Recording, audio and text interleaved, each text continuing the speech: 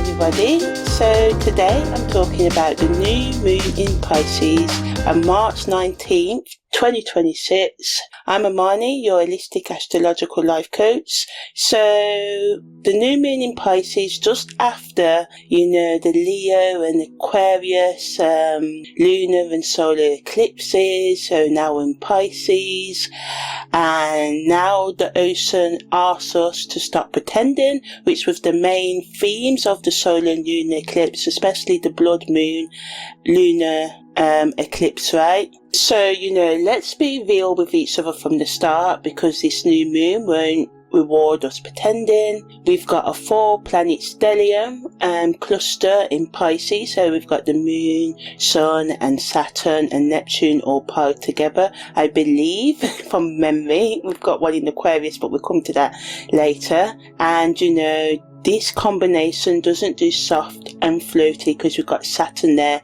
bringing the discipline, and Neptune and the moon there, right, bringing the emotional stuff. So it goes deep, it does necessary, it does the kind of reckoning, honest accounting that's been waiting quietly at the back of your life for longer than you like to admit. So if you're caught in mental loops, overthinking everything, replaying conversations at 3 a.m, rehearsing arguments that will never happen, trying to logic your way through feelings that flatly refuse to respond to logic, well, this new moon is here specifically for you. So the conjunction, planets meeting at the same degree between the moon, the sun and Saturn, asks you to put down the analysis and feel what's actually there. And maybe you thought about this enough, it's telling us, that overthinking everything needs to stop. Or maybe you go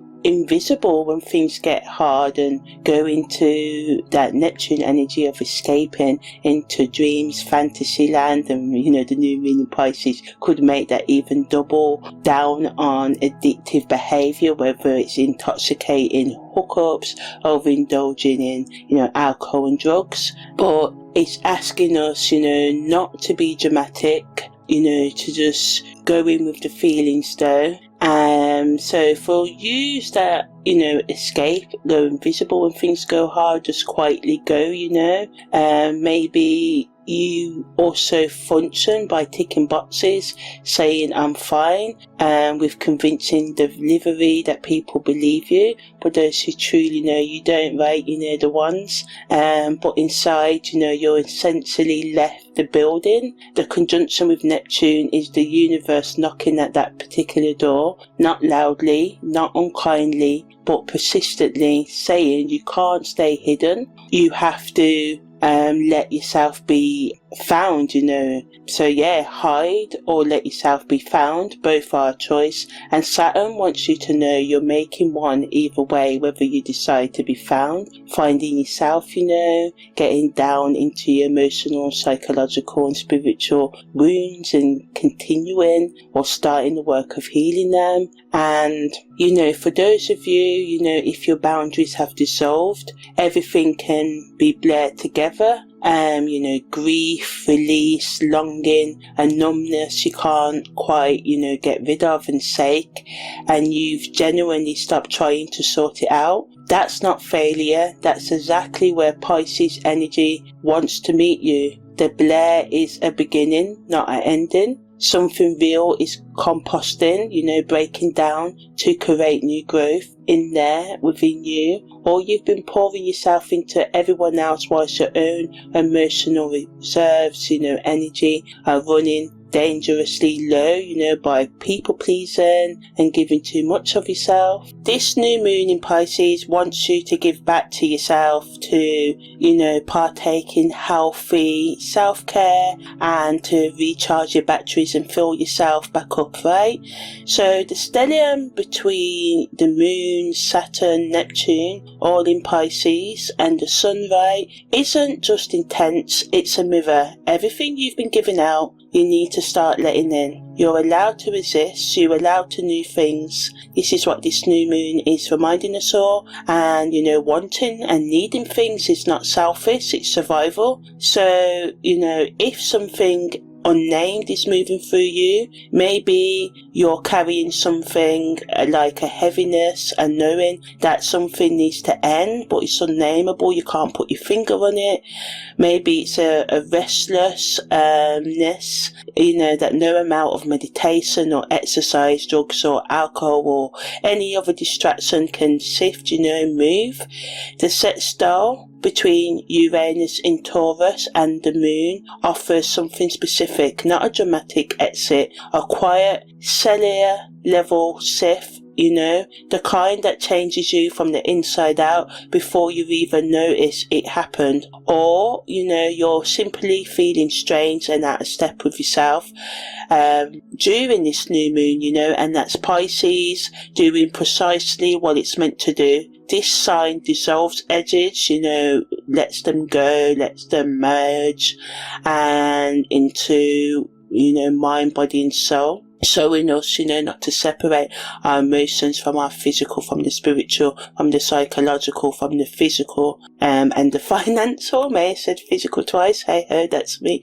But yeah, but bringing the needs of our mind, body and soul together. And sometimes, that's exactly what healing looks like before it looks like anything else, just all merging, all the feelings coming up, all the pain, all the suffering, so you can release it. So, sit with the strange, with the weirdness, with the chaos, allow it to truly move through you. Okay, so now I'm going to talk about the essential astrological info, the degrees and the other astrological things happening. So the moon enters Pisces on the 18th of March at 6:06 p.m. GMT. Then there's a new moon in Pisces, which we're talking about today, right? At 1:24 a.m. And it happens in the Uttar Bhadrapada, Pada 1, and the Namvasa is ruled by Aries and Mars. So the Sabian symbols, the moon and the sun, are at the 5th degree of Pisces, and the theme, the symbolology, is a church bazaar, a church marketplace, harvest festival, like a community farmers market at the church type of thing, right? And then Uranus is in Taurus, and this has the same biology of a widow at an open grave, and this rules the throat, the pharyngeal cavity in the throat, and the moon and the sun at the 5th degree of Pisces rules the right cuboid bone. I may have said that twice, memory, but anyway. Neptune is at the 8th degree of Pisces, and this has the Sabian symbology of a girl blowing a bugle, and this rules the left talus in the human body. And I'm going to go deeper when I start talking about the Sabian symbols, and I'm also going to give guidance for 12th sun, moon and rising signs later as well. So we have a T-square between Venus in Pisces, Jupiter in Gemini, and the midhaven in Virgo at 21%. And then we've got a 3-point stellium between Mercury and Mars, the North Node in Aquarius. So I was right earlier, right? And then I've got a 4-point stellium that I talked a lot about between the Moon, the Sun, Saturn, Neptune in Pisces at 25%. And then we've got, the Moon and Sun conjuncting Saturn, and this wants us to build something real from what we feel. So building from our emotions, but not in a destructive way, in a way that we honour our emotions, right? And then we've got the Moon and Sun making sextile to Uranus. So this is allowing us to, go after freedom, to liberate ourselves, right?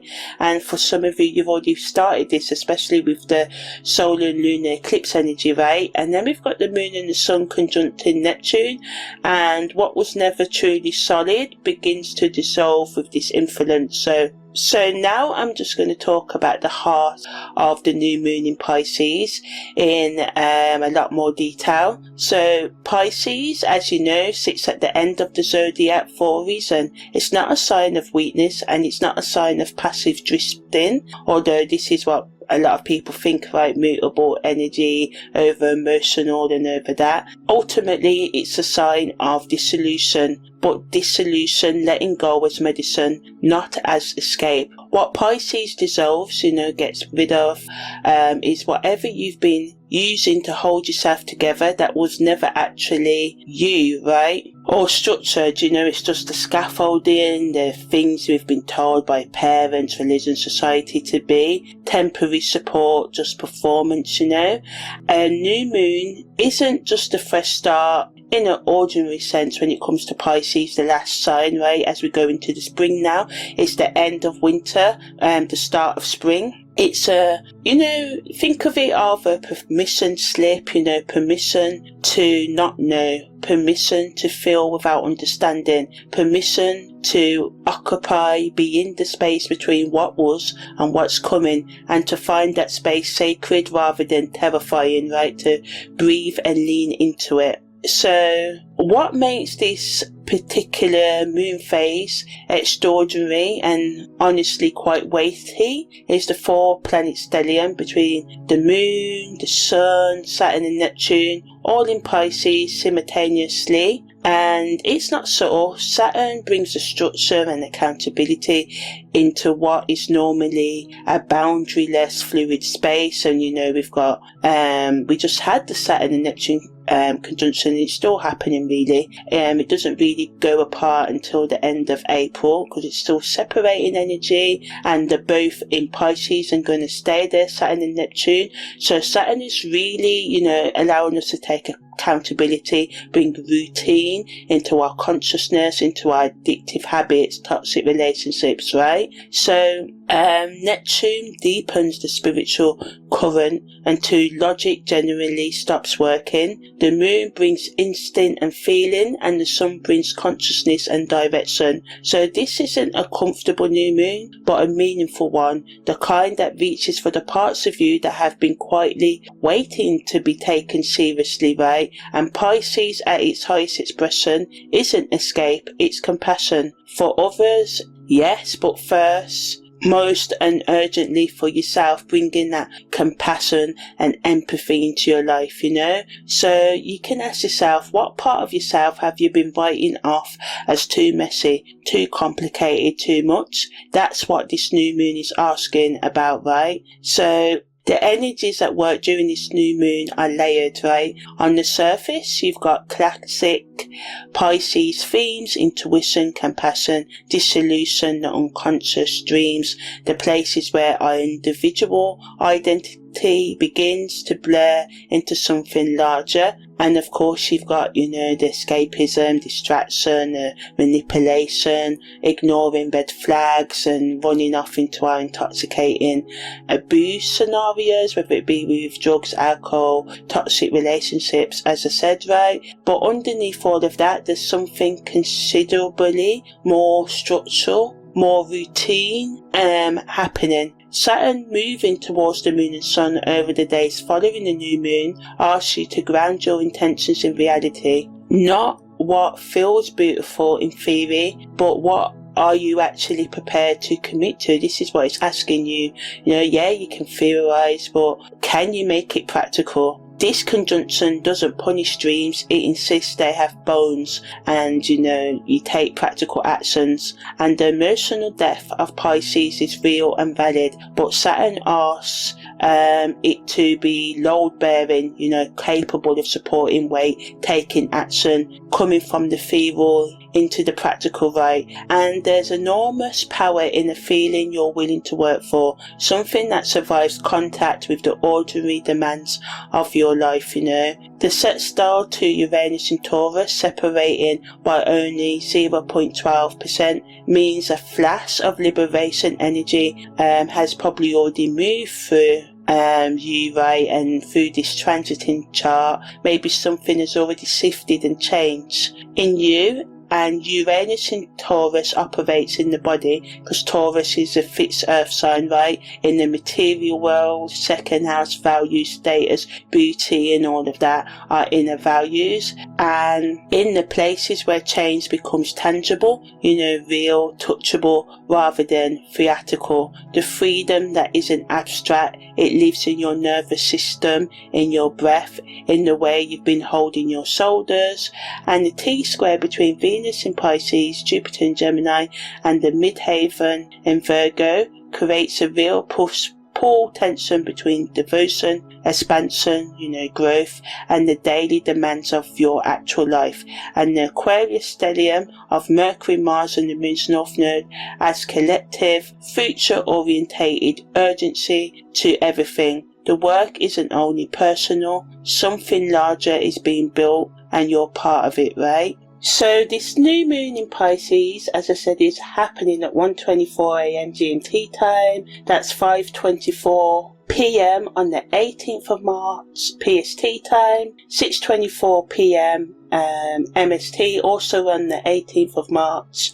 And then CST time, 7:24 p.m. on the 18th of March, which is EST, 8:24 p.m. on the 18th of March, and is 6:54 a.m. on the 19th of March, Indian time, IST time, and Australian Eastern Time, 12:24 p.m. on the 19th of March, right? Okay, so this happens in the Uttarabhadrapada 1, which is the Leonine Vasa. And I apologise because I think earlier I said it was the Mars Aries, but I double checked and it's the Leonine Vasa and ruled by the Sun, right? So this is radiant dissolution, letting go, not passive surrender, but ego meeting its own depths. Leo brings pride, identity, the need to shine, and in Pisces with Saturn approaching, the solar confidence faces structural humbling, discipline from Saturn, and Ahira Badanana lives at the ocean floor, and this is the deity that rules this Nakakstra, right?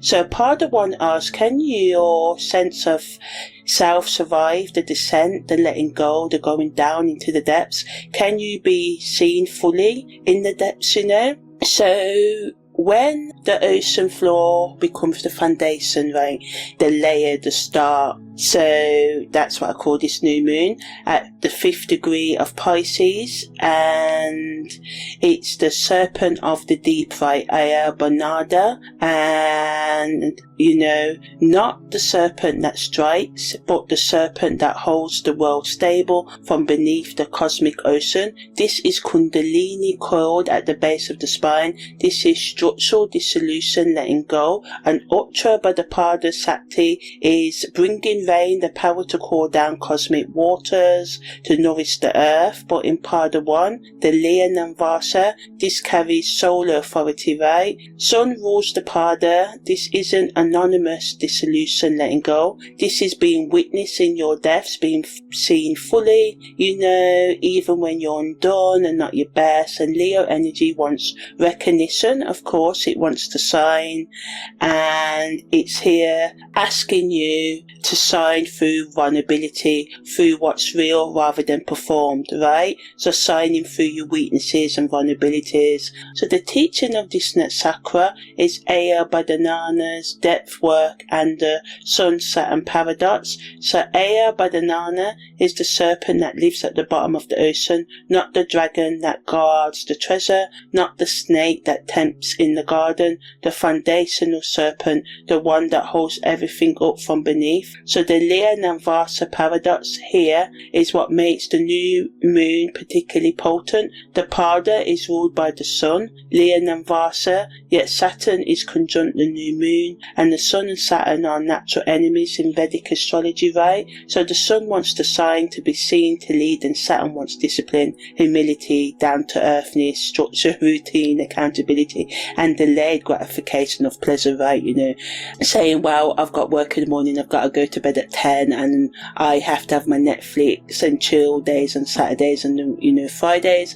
But the Sun is like, now pleasure all the time, immediate gratification, right? So Saturn brings the discipline, and in the Leonine Vasa with Saturn approaching, this new moon asks, can you maintain your identity while surrendering control? Can you be radiant without performance? Can you lead from the depths instead of the spotlight? This isn't asking you to dim your light, it's asking you to find a light that doesn't depend on external validation, a solar confidence that can withstand Saturn's tests, real, structural, earned through depth work rather than display. And Uttarabhadrapada asks, what happens when you stop running from your own depths? When you stop treating your shadow, your grief, your unmetabolized trauma as problems to be solved and instead recognize them as the ocean floor, the foundation everything else rests on, right? This Nakakstra is symbolized by the back legs of a funeral cot. Endings, yes, but also, the supportive structure, the thing that holds the body during transition, right? So Pada 1's Liam and Vasa brings solar consciousness to this ending. You're not disappearing into formless depths. You're bringing your full self, your identity, your creative essence to the dissolution, to the letting go. You're witnessing yourself transformed, right? So ultimately the invitation, as I said, is to descend, to let go, to dissolve, then rebuild, So this lunar cycle from the new moon on March the 19th to the full moon on the 2nd of April, take these 2 weeks to identify what's already ended. Uranus's sextile, as I said, says the Sith happened, name it, write it down, don't skip the acknowledgement. This pattern stopped working, the belief dissolved, this relationship changed. Say it plainly. Set one load bearing intention, that's number 2, because Saturn doesn't want your wish list. What one thing can you commit to that requires showing up even when it's unglamorous, right? Something that builds structural routines and integrity in your life, such as I will change my sleeping pattern, change the way I gain pleasure, and mean it. Use the energy wisely, right? So Neptune influence peaks around March the 21st to the 22nd as it tightens towards the new moon degree. Create space to feel without needing to understand.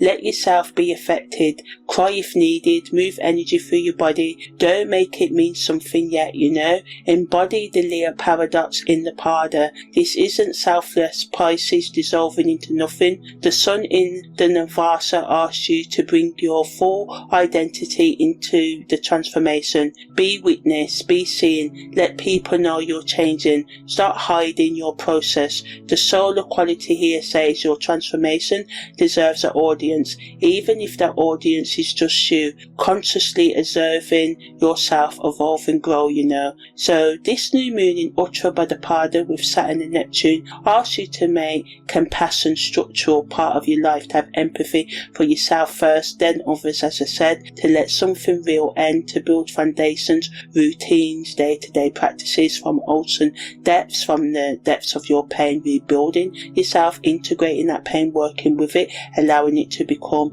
your strength because you're aware of it and you don't hide it. And the Leon and Vasa in Pada 1 says, do it consciously with full awareness of who you are. Not martyrdom, not anonymous dissolution, radiant surrender. The sun meeting its own depths. The serpent at the bottom of the ocean doesn't struggle. It holds everything up. Descend with your identity intact, then build. This is what this new moon wants you to do, right? So now I'm going to talk about the aspects that the moon and the sun are making in more depth, right? So we've got the moon and the sun making a conjunction to Saturn, and this aspect adds a note of sobriety, seriousness to what could otherwise become purely like dreamy energy. So Saturn moves towards the moon and the sun over the days following the new moon, asking you to ground your intentions into reality, as I said. Not what feels beautiful in theory, but asking yourself, what are you actually prepared to commit to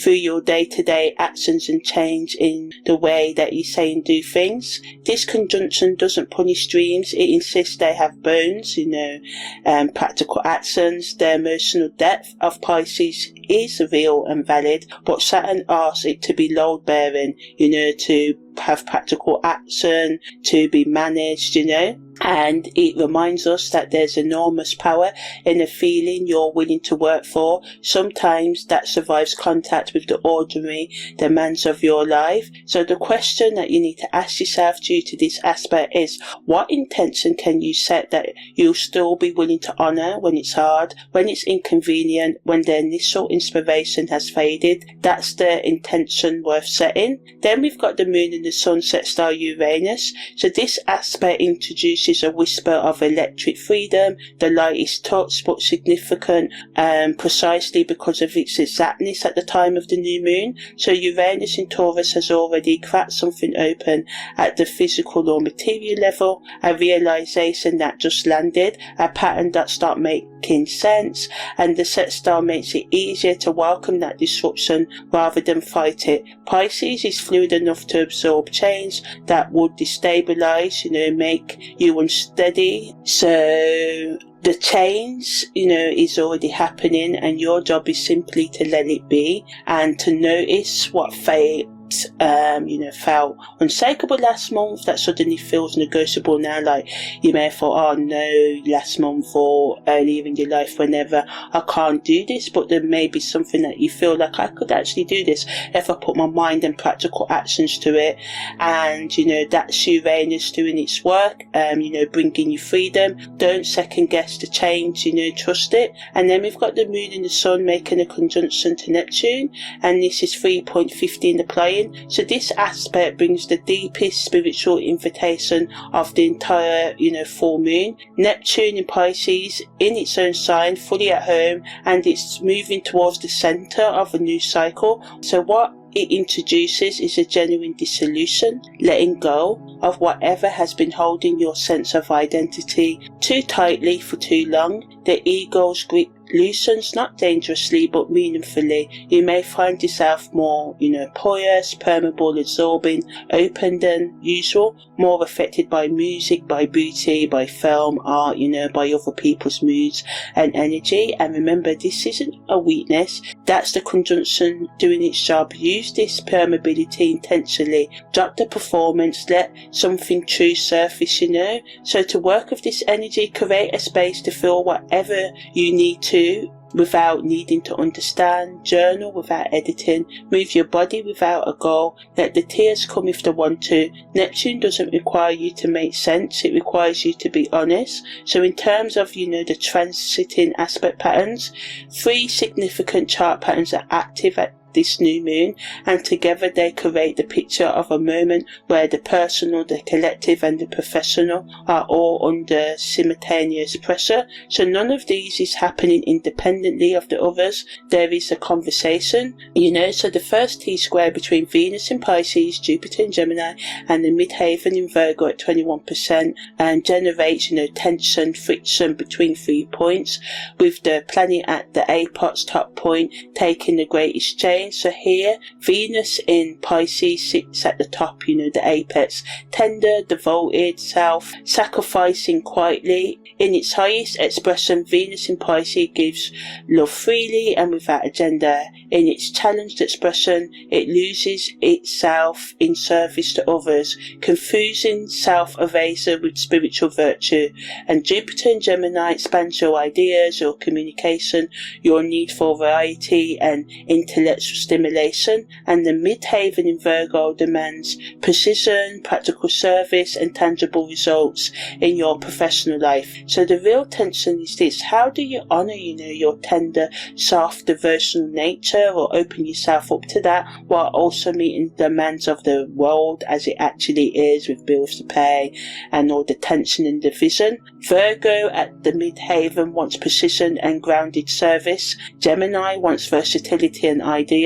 Pisces wants to merge and feel dissolved. None of these impulses are wrong. The T-square is asking for integration rather than choosing one at the expense of the other. This may look like grounding your compassion in concrete action, directing your devotion towards something that genuinely requires your gifts, resisting the pull to be everything for everyone at once, and the 3-point stellium between Mercury, Mars and the North Node in Aquarius at 36%. So this stellium is doing specific work and important work. It's pointing towards the future, right? So the North Node in Aquarius carries a collective karmic direction towards community, shared humanity and innovation that serves the many rather than the few. Mars brings the drive and the courage to move towards that. Mercury supplies the ideas, the voice, the communication. So together in Aquarius, these three show that part of this new moon's purpose is collective rather than purely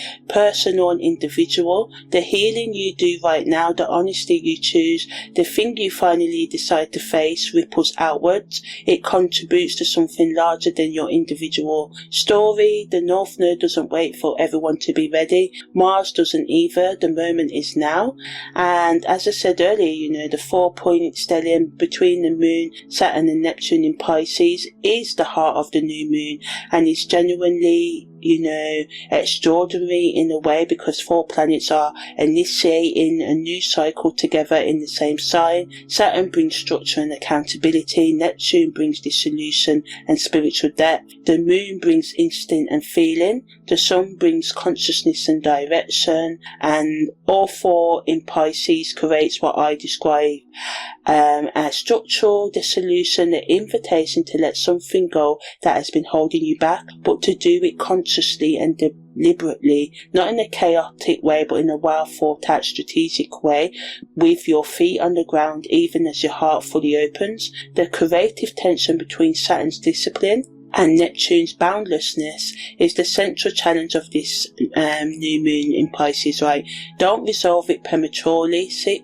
in the paradox, the seemingly contradictory truth, long enough for it to teach you something, right? So now I'm just going to talk about the Sabian symbols in more depth, right? So as I said, the moon and the sun have the Sabian symbol of a church bazaar at the 5th degree of Pisces, and this rules the right cuboid bone, and it reminds us to sit with the image at the heart of this new moon before you make it smaller than it is. A church bazaar, marketplace, not a grand ceremony, not a mystical revolution or a solitary vision quest. A church bazaar, ordinary people in a familiar space doing something humble and communal.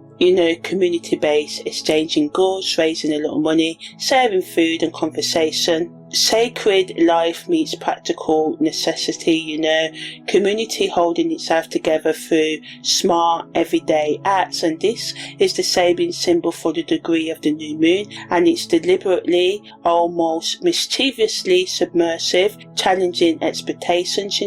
What does it mean for the new moon? A moment of beginnings, of turning inward, a fresh invitation to land at the degree of the church bazaar. I think it's a corrective, fixing something that's gone wrong. Pisces can get very, elevated very quickly, transcendence, mystical union, cosmic dissolution. These are all genuine, available, and they're all real experiences, so asking us to correct ourselves and to elevate very quickly. So the last sign of the zodiac, the moon's here in our feelings, in our emotions, and in our life, our spiritual practice, dealing with our addictive habits and toxic relationships, is saying if you put the energy to it at this new moon, making a strategic plan, we can let go of what we need to let go of. But the Sabian symbol is pulling in exactly the opposite direction, in terms of, the normal Pisces energy of going beyond. It's asking about the ordinary sacred, not just meditating to get to that spiritual transcendence, but the holiness in showing up, the spiritual value of contributing something modest to the sad part, whether it's going to work, helping out in the community, helping a family member, whatever. This symbol speaks to belonging, to the healing that happens not in solitary contemplation, but in the community, in letting yourself be seen in the middle of ordinary life, not waiting until you're perfectly healed or spiritually sorted or fully ready to re-engage with the people around you, So the deeper layer of this energy is the church bazaar is also fundamentally about exchange. You bring what you have, you take what you need, you contribute to something that benefits everyone, including yourself. There's no martyrdom, self-sacrifice in it, no spiritual bypassing, using spirituality to avoid reality, just ordinary mutual exchange. This new moon asks, where have you been giving without receiving? Where have you been waiting for permission to take up space in the community part? The bazaar doesn't work if only half the people contribute. Your participation is required, not your perfection, your participation in communities that accept you and all of that, of course, or helping those in need, giving to charity, Pisces is 12th house stuff, but also giving to people in non-toxic, life-draining ways, right? So Uranus is at the 5th degree of Taurus and has the Sabian symbology, the widow at an open grave. So it's the most piercing symbol of the three. This is grief, yes, but it's also witness. Standing at the graveside is the most ancient human act of acknowledgement that something real has ended, that it deserved to be marked, that you were there. Uranus here says clearly, you cannot skip this step. The liberation, the freedom on offer runs directly through the willingness to genuinely grieve what has genuinely ended. The freedom and the grief are not separate paths, they are the same one. The widow is alone, but not because she's been abandoned. She's alone because she's the one who remains. She's the one who carries forward. The open grave is not a metaphor. Something has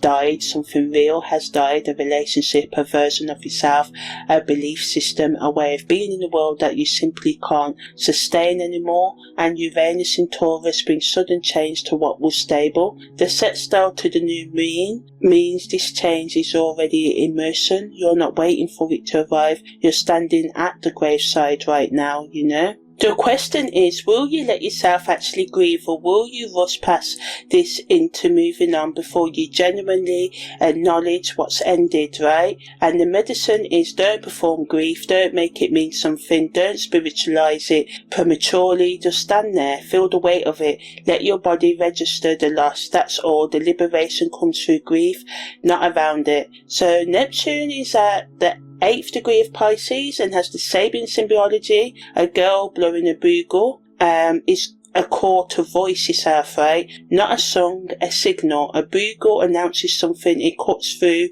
it carries. The girl is young, which means the voice is new, perhaps untested, perhaps still finding its strength, but she's blowing it anyway. She's not waiting until her voice is perfect or mature or fully developed. She's using what she has now. Neptune in Pisces can make you feel like your voice doesn't matter, like what you have to say will dissolve into the ether, upper air nothingness before it reaches anyone. The bugle says otherwise. Your voice carries, it reaches, it matters, but you have to actually use it. This symbol is about announcement, about declaring something, about making a sound that signals a change, a beginning, a shift in what's happening, what needs to be announced. Wow, what have you been holding in your throat, waiting for the perfect moment to say? So the body part that this symbol of Neptune, the bugle, is the pharyngeal cavity, the back of the throat where your actual voice travels.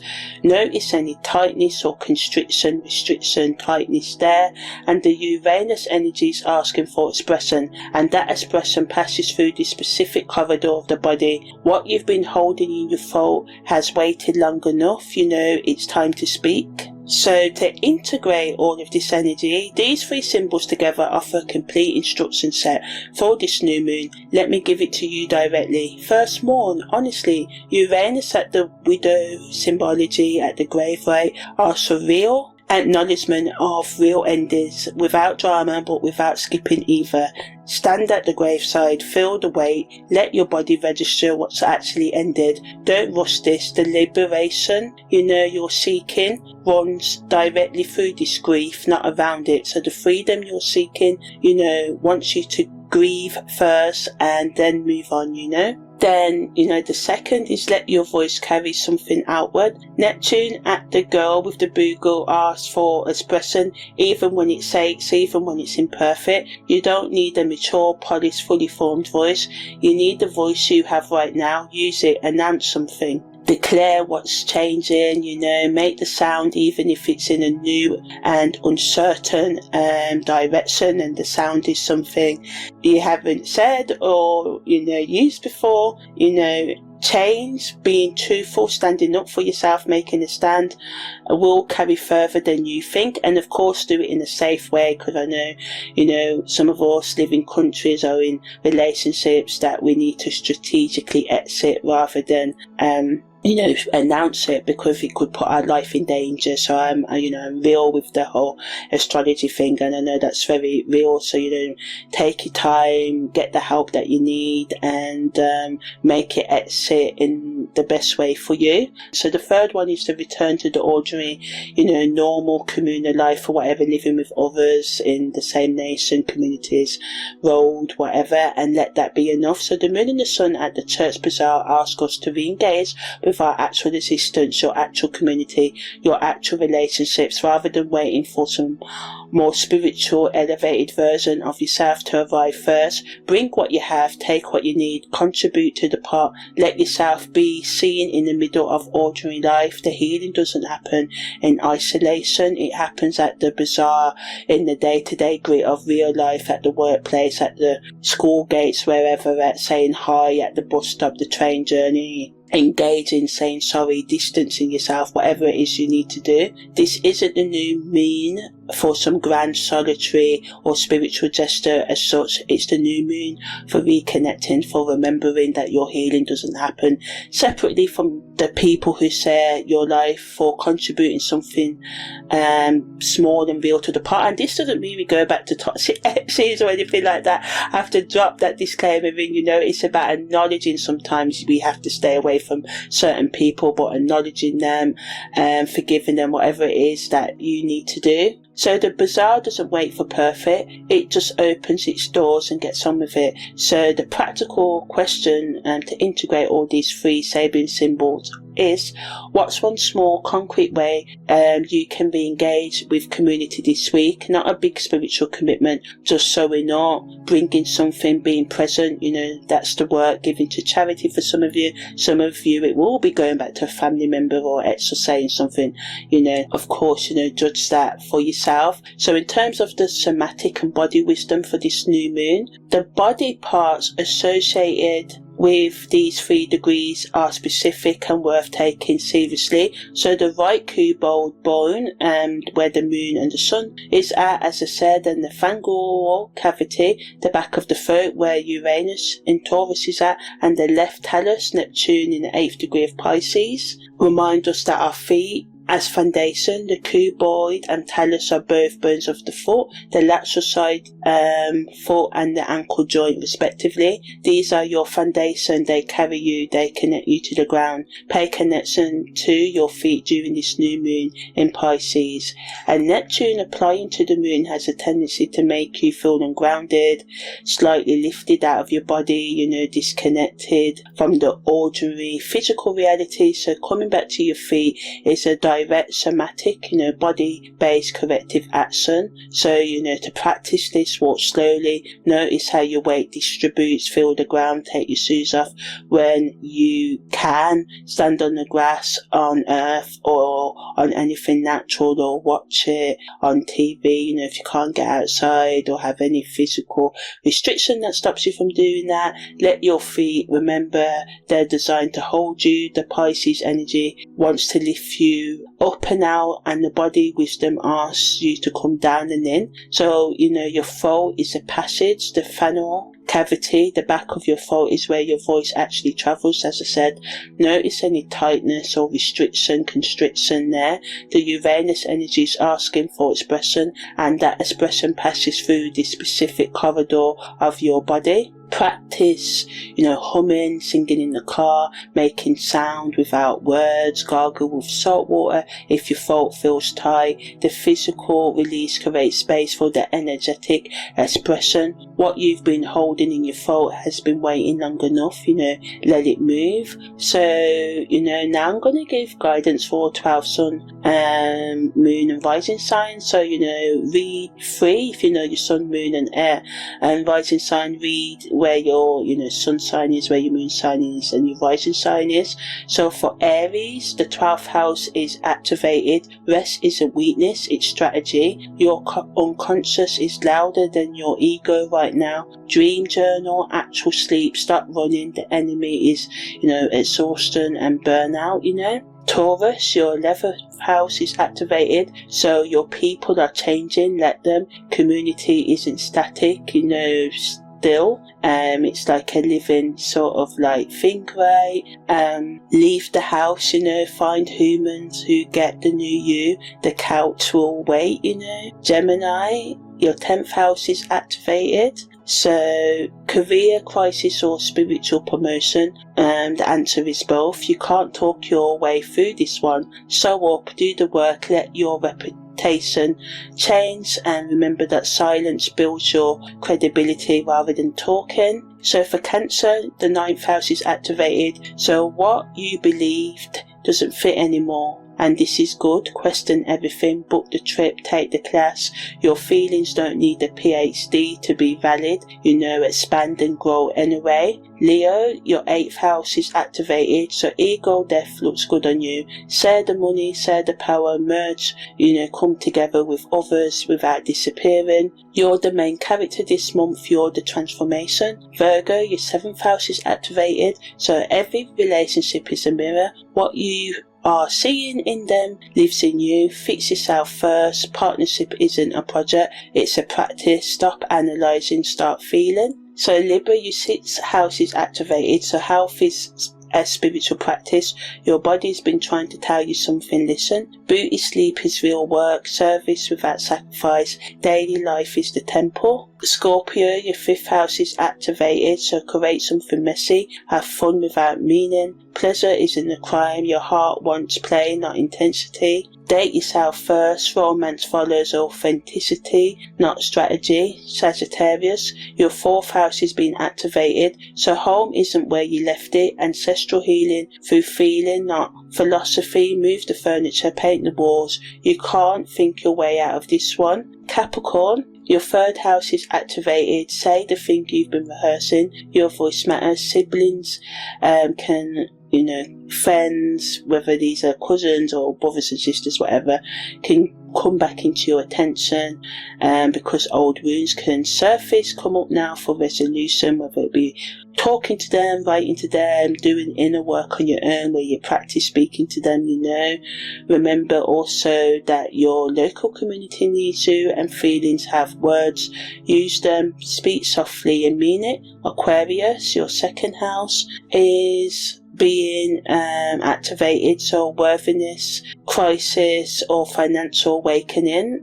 You may be asking, while it's both. You're allowed to have things change what you're worth. Your values are, shifting. Let your bank account catch up. Ground the vision. Pisces, your 1st house is activated, so this is your new moon, your body, your identity, your rebirth, and 4 planets stacked in your sign. You can't escape yourself at this time, so stop performing, be real, and remember you're enough. So, all in all, this new moon in Pisces with its 4-planet stellium and its precise sextile to Uranus is asking you to do something that sounds deceptively simple, but is actually one of the hardest things a human can do. Let something real end. Announce that ending and then return to ordinary life and let yourself belong there. Not the spiritualized version of belonging, not the I be worthy of community once I'm healed version, but the messy, imperfect, church bazaar version where you show up as you are and contribute what you have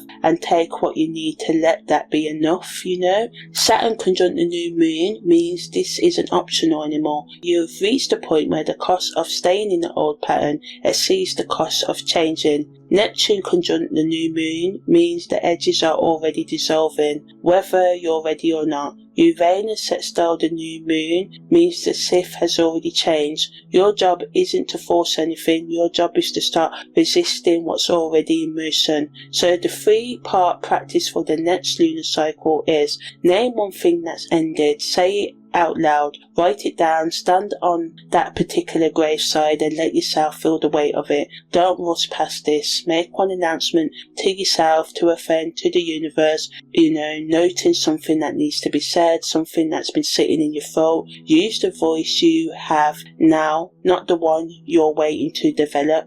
Number 3, and the final one, show up ordinary, somewhere. A community event, a casual gathering, somewhere regular people are doing regular things together. Bring something, contribute, let yourself be seen. So practice belonging without needing to be special. That's it. That's the new moon in Pisces work. Not dramatic, not transcendent, just honest, embodied, day to day, lived out, communal and real. The ocean is asking you to stop pretending, to let the performance dissolve, to remember that you're allowed to, exist in actual life with your actual people, in your actual body, without waiting for some more refined, changed, higher, evolved version of yourself to arrive first. The bazaar, the community event, the festival, whatever you call it, the marketplace is open. You're invited, and as Nirvana sang, come as you are, So yes, that's the end of my take on the new moon in Pisces, March 19, 2026. And the theme of this is when the ocean asks you to stop pretending. So yeah, I'm Imani, your holistic astrological life coach. Take care and see you next time.